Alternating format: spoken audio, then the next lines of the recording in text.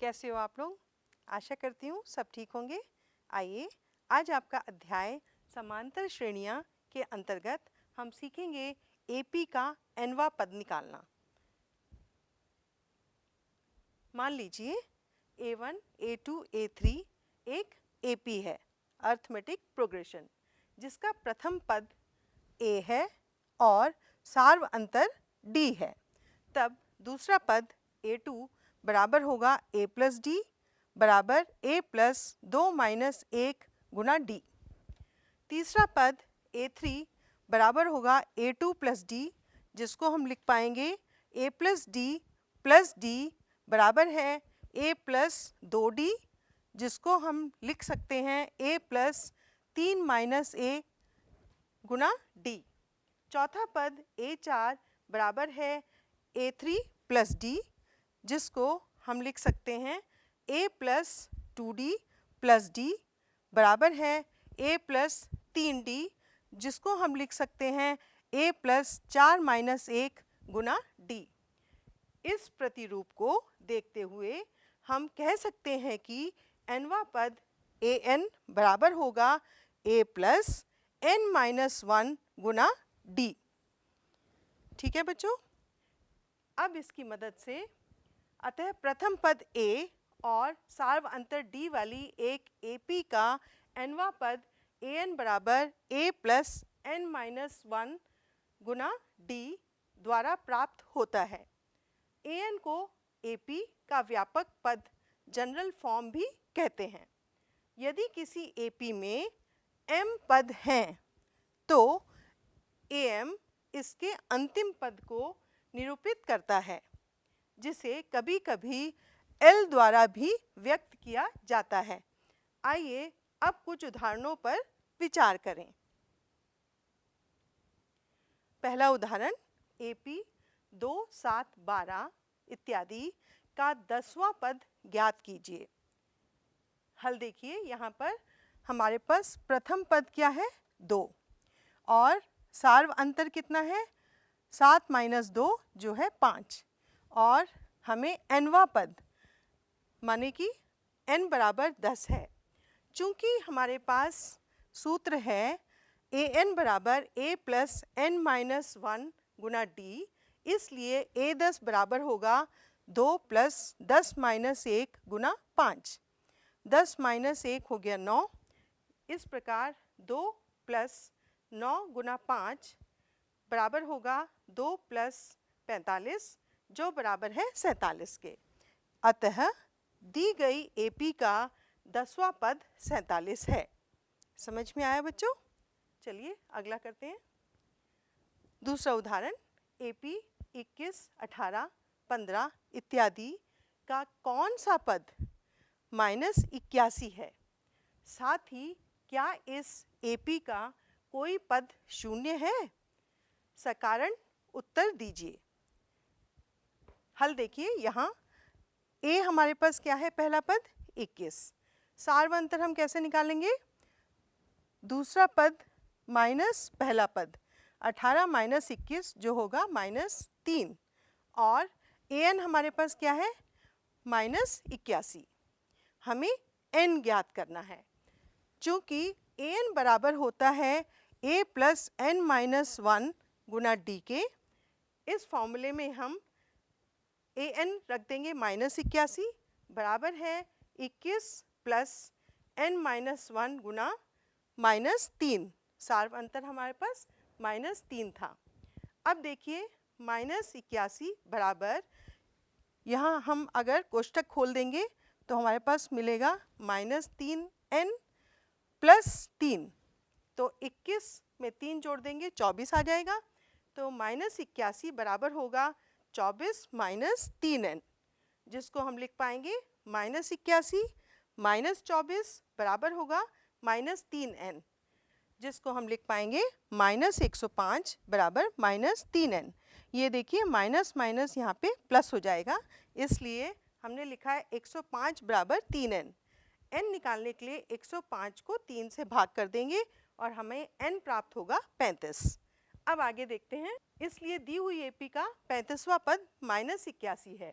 आगे हम ये जानना चाहते हैं कि क्या कोई n ऐसा है कि an शून्य के बराबर हो।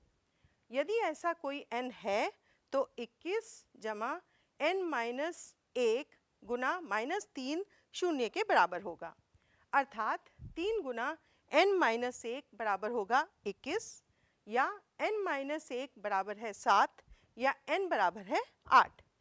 अतः आठवां पद शून्य है। ठीक है बच्चों, अब आपकी प्रश्नावली 5.2 हल करते हैं। प्रश्न है 3, 8, 13, 18 का कौन सा पद 78 है। ठीक है, इसमें पहला पद हमारे पास क्या है बच्चों, 3। ठीक है, हम सारवंतर कैसे निकालेंगे, दूसरा पद में से पहला पद घटा के, 8 माइनस 3 जो होगा 5 के बराबर। और कौन सा पद मतलब हम n निकालना है हमें। ठीक है, और हमें मान लेते हैं कि nवां पद कितना है, 78। अब हमें एक सूत्र पता है इसका, क्या है, an बराबर a plus n minus 1 Guna d। इसमें हम मान रख देते हैं an का, 78 बराबर 3 प्लस n हमें ज्ञात करना है, और d हमारे पास आया है 5। ये हमारे पास d था, और 78 में से हम 3 इधर ले आएंगे, पक्षांतर करेंगे तो 78 माइनस 3 हो जाएगा 5 गुना n माइनस 1। ये हो गया 75 बराबर 5 गुना n माइनस 1। 75 को 5 से भाग कर देंगे और हमारे मालूम होगा n माइनस 1 बराबर हो जाएगा, 5 से हम काट देते हैं, ये हो गया 15। तो n माइनस 1 बराबर है 15, इसका मतलब n बराबर है 15 प्लस 1 या 16। इसका मतलब 16वां पद हमारे पास 78 है। ठीक है बच्चों, समझ में आया। चलिए अगला प्रश्न देखते हैं। क्या AP 11, 8, 5, 2 इत्यादि का एक पद माइनस 150 है। क्यों? यहाँ A पहला पद हमारे पास है 11, और सारवंतर हमारे कैसे मिलेगा, दूसरा पद में से पहला पद घटा के। 8 माइनस 11 बराबर हुआ माइनस 3, और an हम ले लेंगे माइनस 150। ठीक है, फॉर्मूला हमारे पास an बराबर a plus n minus 1 Guna d है। इसमें हमने a का मान रख दिया 11, n माइनस 1 गुना d का मान है माइनस 3 बराबर माइनस 150।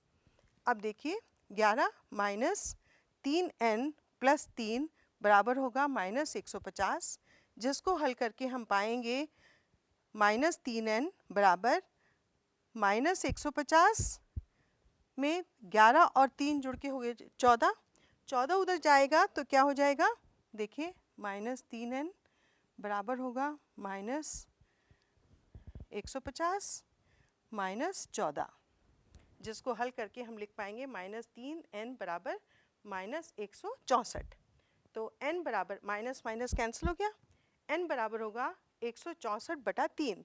अब देखिए बच्चों, यहाँ पे n एक पूर्णांक संख्या नहीं है। ठीक है, आप देख रहे हैं, अतः माइनस 150 AP 11, 8, 5, 2 का पद नहीं है। ठीक है, इसको पद होने के लिए हमारे पास ये पूर्णांक संख्या होना जरूरी है। ठीक है, प्राकृत संख्या होनी चाहिए, तभी ये इसका पद कहलाएगा। समझ में आया। चलिए अगला करते हैं। उस AP का 31वां पद ज्ञात कीजिए जिसका 11वां पद 38 है और 16वां पद 73 है। इसमें ध्यान से देखिए, हमारे पास 31वां पद हमें निकालना है। ठीक है, जिसका 11वां पद मतलब A11 हमें 38 दे रखा है, और 16वां पद भी दे रखा है, मतलब A16 73 है।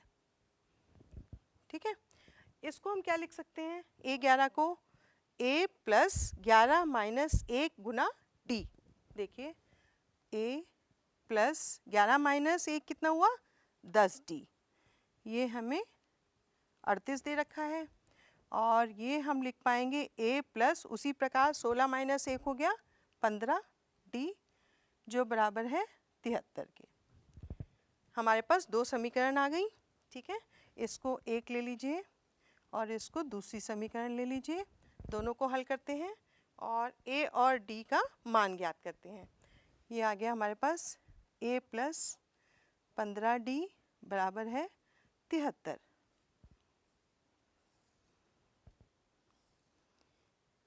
इसमें हम विलोपन विधि लगा लेते हैं, a और a कैंसिल हो गया, 10d में से 15d निकालेंगे तो माइनस 5d आ जाएगा और यहाँ पे आ जाएगा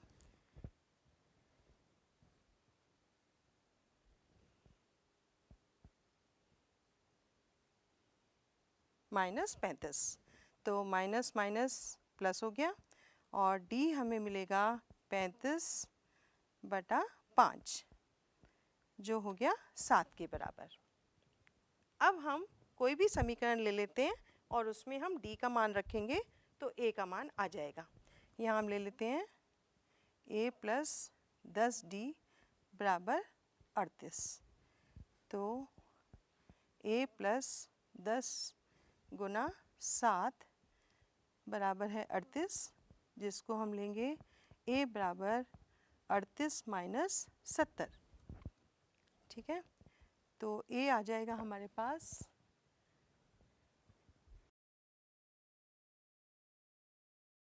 माइनस 32।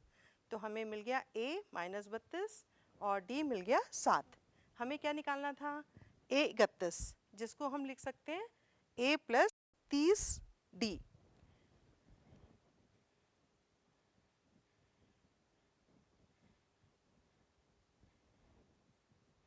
a हमारे पास है माइनस 32 और d हमने निकाला 7। तो माइनस 32 प्लस 210, इसमें से हम 210 में से 32 घटा देते हैं,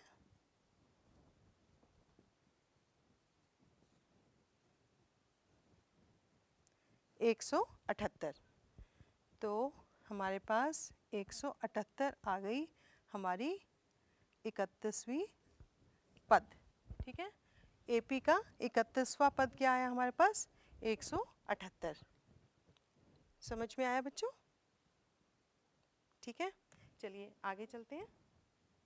एक AP में 50 पद हैं, जिसका तीसरा पद 12 है और अंतिम पद 106 है। इसका 29वां पद ज्ञात कीजिए। यहाँ A3 12 है और A50 106 है, ज्ञात करना है A29। अब A3 को हम क्या लिख सकते हैं A plus 3 minus 1 Guna D, जो 12 हमें दे रखा है। इसका मतलब A प्लस 2D बराबर होगा 12 के, या A बराबर होगा 12 माइनस 2D के। इसको हम समीकरण संख्या 1 ले लेते हैं और A50 हमें 106 दे रखा है। देखिए 50 पद हैं और हमें ये दे रखा है अंतिम पद, तो हमें यहाँ पे इसको देखना है कि 50 पद हैं, इसका मतलब A50 हमें 106 लगाना है और A50 है 106, इसका मतलब 50 माइनस 1 फॉर्मूले में लगाएंगे, A प्लस 49D बराबर हो जाएगा 106। आगे हम करते हैं समीकरण 1 से A का मान रखने पर हमें प्राप्त होगा 12 माइनस 2D प्लस 49D बराबर होगा 106, या 47D बराबर होगा 94। यहाँ D हम निकालेंगे 94/47, ये हो जाएगा D का मान आ गया 2। समीकरण 1 में D का मान रखने पर A का मान हमें प्राप्त होगा 12 माइनस 2 गुना 2, जो है 8 के बराबर। तो A29 हमें मिलेगा A प्लस 28D रखने के बाद, जिसको हमने यहाँ पे A का मान 8 रखा और D का मान 2 रख करके प्राप्त किया, तो A प्लस 28 गुना 2, जो बराबर होगा 64 के बराबर। अतः AP का 29वां पद 64 है। समझ में आया बच्चों? चलिए अगला प्रश्न करते हैं। किसी एपी का 17वां पद उसके 10वें पद से 7 अधिक है, इसका सार्व अंतर ज्ञात कीजिए। बहुत ही प्यारा प्रश्न है। 17वां पद, इसका मतलब A17 उसके 10वें पद से 7 अधिक है। ठीक है, A17 माइनस A10 बराबर होगा 7 के। इसको हम कैसे लिख पाएंगे? आप सूत्र के द्वारा A प्लस 17 माइनस 1 हो गया 16D माइनस A10 को कैसे लिख पाएंगे? इसी प्रकार A प्लस 10 माइनस 1 हो गया A प्लस 9D बराबर है 7। अब कोष्ठक खोलेंगे, माइनस A माइनस 9D बराबर 7। देखिए A और माइनस A कैंसिल हो गया और 16 में से 9 निकालेंगे, क्या मिलेगा? 7D बराबर 7। इसका मतलब यहाँ पर 7/7 सार्व अंतर हमें मिल जाएगा 1। ठीक है, हमें सार्व अंतर निकालना था, वो आ गया 1 के बराबर। समझ में आया बच्चों? चलिए अगला प्रश्न करते हैं। 3 अंकों वाली कितनी संख्या 7 से विभाज्य है? बहुत ही प्यारा प्रश्न है। 3 अंकों वाली 7 से विभाज्य संख्याएं। देखिए 105 हमने कैसे निकाली? हमें पता है सबसे छोटी संख्या 3 अंकों वाली क्या है? 100। ठीक है, और हमें 7 से भाग करके देखना है। देखिए अब कैसे हमें 105 मिला, ये हमें चेक करना है।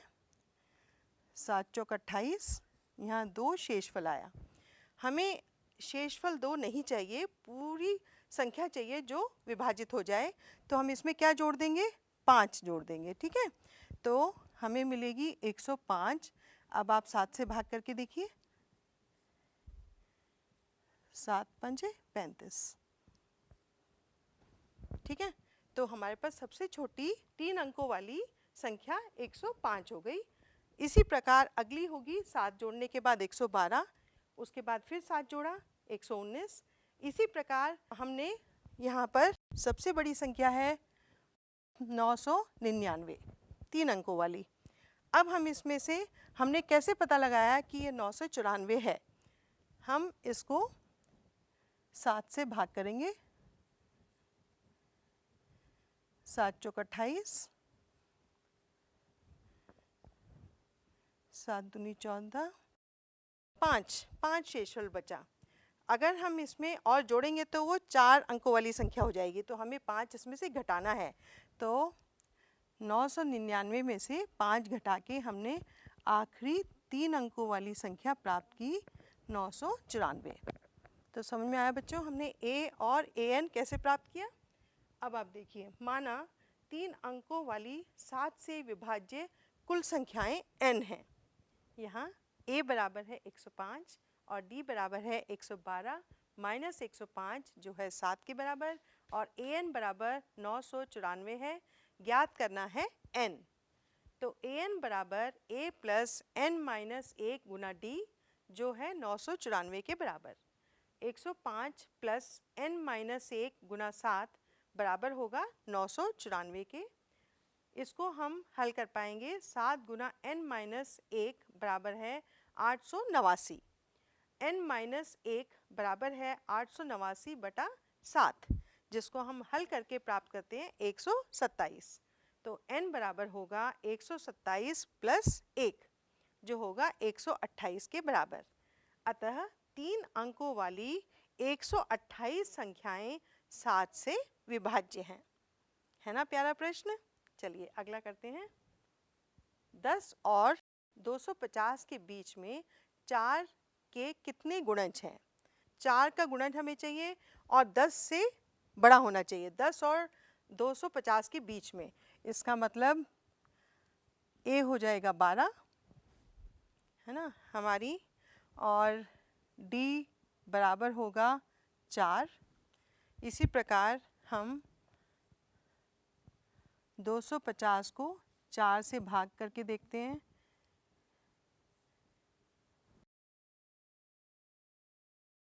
4 दूनी 8 और 2 शेषफल है, इसका मतलब हमें 2 घटाना पड़ेगा और हमारे पास an आ जाएगा 248। हमें निकालने हैं कितने, मतलब n निकालना है, ठीक है। तो हमारे पास सूत्र है an बराबर a plus n minus 1 Guna d। तो 248 बराबर है 12 प्लस n माइनस 1 गुना 4। 248 में से हम 12 को घटा देंगे और हमारे पास आएगा n माइनस 1 गुना 4। ये हो गया 4 में से 2 घटाया 6, ये 236। n माइनस 1 और इसको हम यहाँ 4 से गुना है तो 4 से हम भाग कर देंगे, तो हमें मिलेगा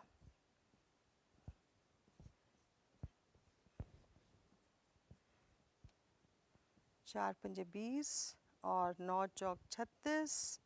इस प्रकार हमारे पास n माइनस 1 बराबर हुआ, यहाँ n बराबर हुआ 60।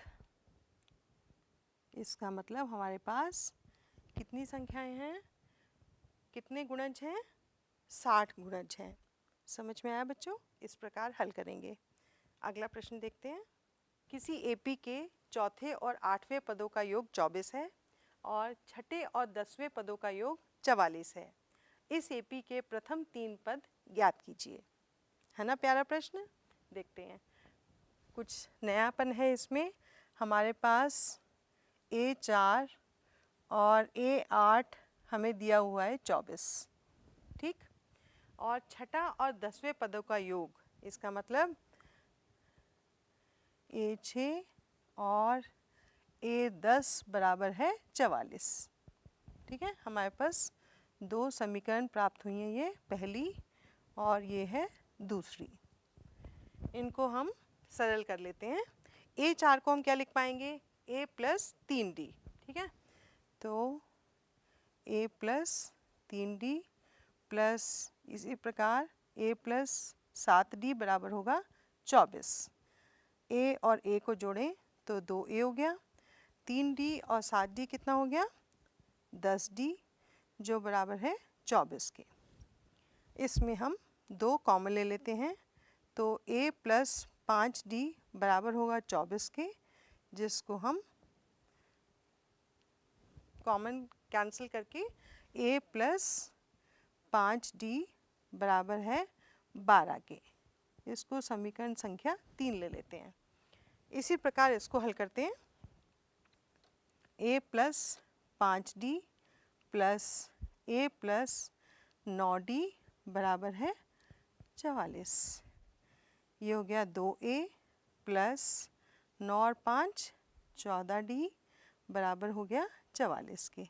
इसमें 2 कॉमन लिया, A प्लस 7D बराबर हो गया 44 के, जिसको हमने 2 से काट के 22 प्राप्त किया। तो इसको समीकरण को हम 4 ले लेते हैं। A प्लस 7D बराबर है 22। अब इन 2 समीकरण को हल कर लेते हैं और A और D का मान हमें प्राप्त हो जाएगा, उससे हम AP निकाल लेंगे। तो विलोपन विधि यूज़ करते हैं। A प्लस 7D बराबर है 22 के, ठीक है। ये हमारे पास समीकरण संख्या 4 थी। अब ध्यान से देखिए, घटा देते हैं, सारे साइन बदल जाएंगे, A से A कैंसिल हो गया, 5D माइनस 7D हो जाएगा माइनस 2D बराबर है माइनस 10 के, जिससे हमें D का मान कितना आ गया बच्चों, 5। बिल्कुल ठीक। और अगर हम तीसरी समीकरण लें, A प्लस 5D बराबर 12, D का मान हमें 5 आया, 5 गुना 5 कितना हो गया, 25।